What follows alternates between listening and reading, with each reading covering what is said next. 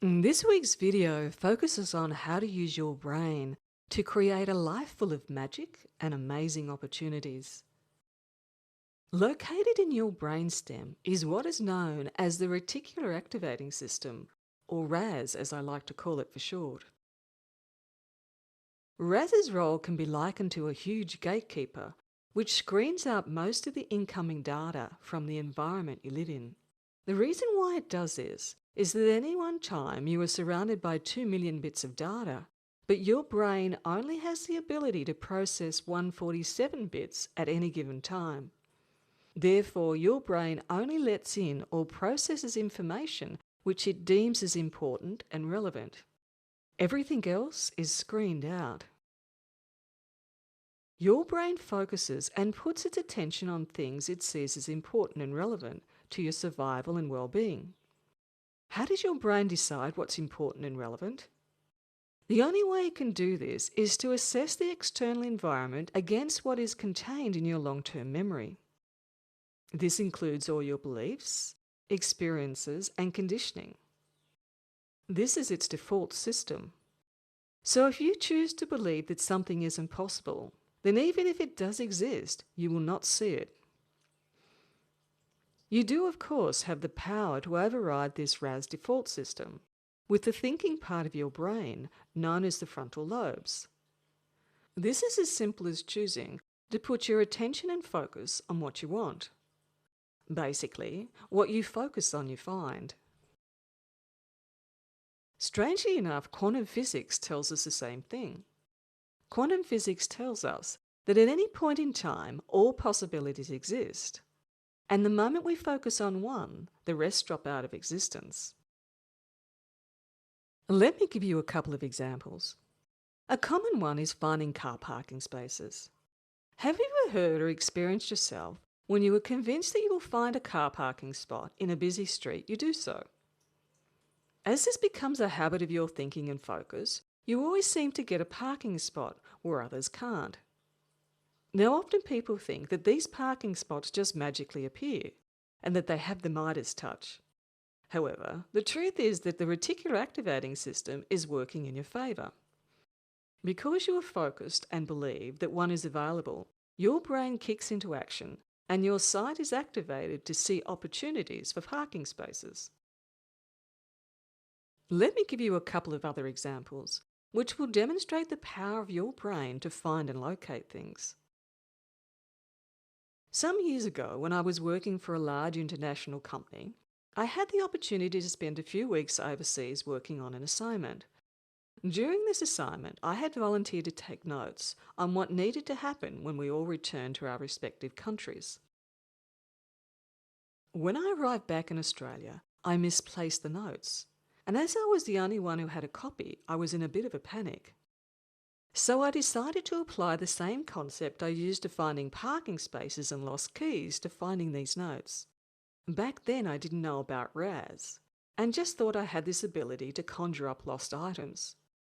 So within an hour of what I termed casting it out there, I decided to walk into my training staff's office and open one of the cupboards where we stored training books and other reference material. Sitting on one of the shelves was a stack of papers about 18 inches high. I placed my hand roughly into the middle of the pile of papers, and lo and behold, I pull out the missing notes. At the time, I thought I was an absolute genius. These days, I'm a little more humble and understand that it is my brain's ability to see and find things that I focus on. Now, you may be wondering how my brain did that. Your RAS works at an unconscious level. And remember, at any given time, we are surrounded by 2 million bits of data. But the brain cannot process that amount of information at once. I believe that at an unconscious level, I had observed these papers being picked up from my desk, along with other training notes, and stored in the reference cupboard. When my focus was placed on finding the notes, my RAS kicked into action and led me right to where I could find the missing notes. Let me give you another example. I would often talk about the missing notes and RAS in my mindset training. In one example, one of the participants on the program shared with me his story of how he used RAS after attending the program. He was at the beach and he noticed that this young boy was upset and crying.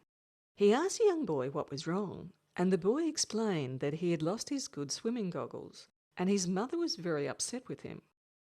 "No worries," he says to the young boy, "I will find your goggles." So he walks 100 metres up the beach, sticks his hand in between the sand and some seaweed, and pulls out the goggles, much to the astonishment of the young boy and his mother. Now, how did he do that? The brain has the capacity to see the smallest thing once you put your focus there. Do you think he could have found the goggles if he believed, like his mother and the young boy, that they were lost?